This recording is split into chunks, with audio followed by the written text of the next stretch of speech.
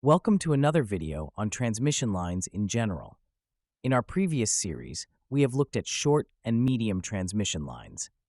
The way the phasor diagram was used to derive formulas for each line was looked at, and finally, we used the formula derived to solve for sending end voltages and the sending end current, respectively. In today's series, we will continue from where we left off and analyze long transmission lines using rigorous methods. So, without any further ado, let's get started. A long transmission line is a line whose length is greater than 150 kilometers and with a line voltage rating that is greater than 100 kilovolts. Lines with these parameters are usually considered as a long transmission line. That is because of its extended length and the voltage rating of the line.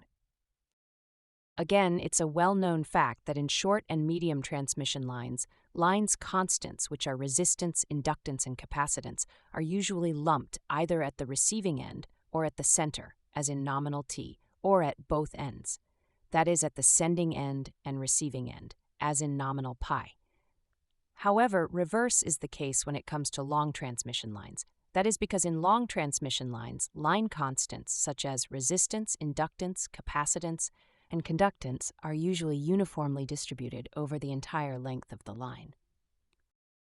So far, when you look at our previous series, we have used the lumped constant method, which are nominal t and nominal pi in our calculations, and we have gotten some bit of reasonable accuracy during our calculations. However, when dealing with long transmission lines, it is not advisable for us to use lumped method when dealing with long transmission lines. That is because transmission lines having a length more than 200 kilometers. Serious errors will be introduced in the line performance calculations if we use lumped constant method. Therefore, the performance calculations of long transmission lines are usually made with line constants uniformly distributed over the entire length of the line, so that a fair degrees of accuracy are obtained at the end of our calculations. Hence, rigorous mathematical treatment is required for the solution of such transmission lines. So, the whole line can be divided into n sections, with each section having line constants 1/nth of those for the whole line as seen there. So to begin with, let us consider a small element of the line. So when the length of the line dx is situated at a distance of x from the receiving end, then the voltages at the two ends of the element are given as V plus dV, also at the sending end, and V at the receiving end. So it is on that note that the following are worth noting.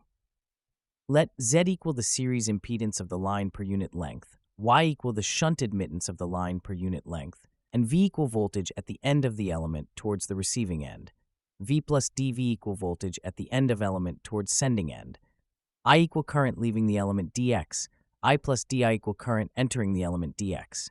For small element dx, Z dx equals series impedance, and Y dx shunt admittance. So we can start by proving for long transmission lines using rigorous methods. So the rise in voltage over the entire length of the long transmission line is in the direction of increasing x is dV, which is given by dV equal I times Z dx, which can be written as dV all over dx equal to I times Z, equation 1. Also, the current entering the element is I plus di, whereas the current leaving the element is I. So the difference in the current di will flow through the shunt admittance of the line. Now di equals V times Y times dx. This will be di all over dx equal to V times Y, equation 2. So we can now differentiate equation 1 with respect to the increasing x, so d square V all over dx square equal to Z di all over dx. And since di all over dx is equal to V times Y in equation 2, then d square V all over dx square is equal to Z open brackets V times Y closed bracket, and when further simplified, it is equal to YZ times V. Equation 3. Likewise, we can differentiate equation 2 as well. That is d square I all over dx square equal to y dv all over dx. And when dv all over dx is equal to I times z in equation 1, then d square I all over dx square equal to y open bracket I times z close bracket, which further equals to yz times I. Equation 4. Now we can say that if a differential equation of the form of d square y all over dz square will equal to ky, then it's a complete solution. That is, y is equal to k1 e raised to power root kz plus k2 minus e raised to power root kz, where k1 and k2 are constants that can be evaluated. So the solution for equation 3 can be written as v is equal to k1 e raised to power root yzx plus k2 e raised to power minus root yzx. Equation 5. Also, we can differentiate equation 5 with respect to x. So dv all over dx will equal to k1 e raised to power root yz, x open bracket root yz, close bracket, minus k2 e raised to power minus root yz x open bracket, minus root yz close bracket. Therefore, since root yz is common, then we can have dv all over dx equal to root yz open bracket, k1 e raised to power root yzx minus k2 e raised to power minus root yzx close bracket. Equation 6. So substituting equation 5 into equation 3. For equation 3, we will have this here, and for equation 5, we will have this there. So when we combine both here, it will be d square v all over d, x squared equal to y, z open bracket k1 e raised to power square y z, x plus k2 e raised to power minus root y z, x close bracket. Equation 7. Likewise, in equation 1, we can substitute for dv all over dx in equation 6. So like before, here is for equation 1, and this is for equation 6 too. When substituted, it will equal the root of y all over z open bracket k1 e raised to power root yz, x minus k2 e raised to power minus root yz, x close bracket. Equation 8. Again, when we look at what we have proved so far, that is equation 5 and equation 8, then we can say that we have proved for v and I in the form of arbitrary constants k1 and k2. So for finding the value of k1 and k2 using bounding conditions, and when x is equal to 0 at the receiving end, that is when v is equal vr and I is equal ir, then k1 plus k2 will equal to vr, equation 9, so we can say that the roots of y all over z open bracket k1 minus k2 closed bracket equal to ir, equation 10. Also, another bounding is the total length of the line, so x will be equal to L, while v will be equal to vs, and I will be equal to is. Now we can also look at the two most important constants of a transmission line, which can be also known as complex quantities, are as follows. These are characteristic impedances, which is denoted as ZC, and when ZC is equal to root Z all over Y, and further equal to root resistance R plus J omega L all over conductance plus J omega L, all further equal to alpha all over J beta. Another constant is propagation constant, also known as gamma, that is root YZ, and of course, we know that root YZ is also equal to root open bracket conductance plus J omega C close bracket multiplied by open bracket resistance plus J omega L closed bracket.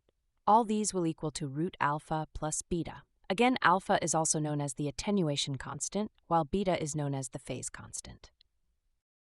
Again, for equation 5 and equation 8, we can have the following. V is equal to k1 e raised to power gamma x plus k2 e raised to power minus gamma x equation 5. I is equal to root zc open bracket k1 e raised to power root gamma x minus k2 e raised to power minus root gamma x close bracket. Now we can continue from equation 9 and equation 10. We will have this here, and when further simplified, we will have 2k1 equal to vr root z all over y. IR and K1 equal to 1 all over 2 open bracket VR plus ZC times IR close bracket. Looking back at equation 9, where K1 plus K2 is equal to VR, and K2 equal to VR minus K1, now we can substitute the value for K1 in the above, so VR minus 1 all over 2 open bracket, VR plus ZC times IR close bracket, all equal to 1 all over 2 open bracket VR minus ZC times IR close bracket. Now that we have known the value of K1 and K2 respectively, then we can substitute for them in V and I respectively. For V, when substituted, we will have this here, and for I we'll also have this here. Again, we know that root Y all over Z is equal to ZC, then we can divide through by ZC. When divided, we would have these here. Looking at V, which is the voltage, and equal to this here, so we can have this now. That is, V is equal to VR open bracket e raised to power gamma x plus e raised to power minus gamma x all over 2 close brackets plus IR, ZC open bracket e raised to power gamma x minus e raised to power minus gamma x all over 2 close brackets. So on the left-hand side, it's cosh gamma x, and on the right-hand side, it is sine gamma x. So therefore, V is equal to VR cosh gamma x plus IR gamma x. Now the same can be done for current I as well. So we will have this here, and when further rearrange, it will now be I is equal to 1 all over 2 open bracket VR all over ZC minus IR closed brackets times e raised to power minus gamma x plus 1 over 2 open bracket VR all over ZC plus IR closed bracket times e raised power gamma x. Now current I will equal to VR all over ZC open bracket e raised to power gamma x minus e raised to power minus gamma x all over 2 closed brackets plus IR open bracket e raised to power gamma x plus e raised to power minus gamma x all over 2 closed brackets. So just like we did for voltage earlier, just that this time around, the right-hand side will be IR cos gamma x and the left-hand side will be sine h gamma x. Overall, the current I will now be equal to IR cos gamma x plus VR all over ZC sine h gamma x. As stated earlier, when x is equal to L, then the sending end voltage Vs and the sending end current Is are obtained by putting x is equal to I in the expression for V and I.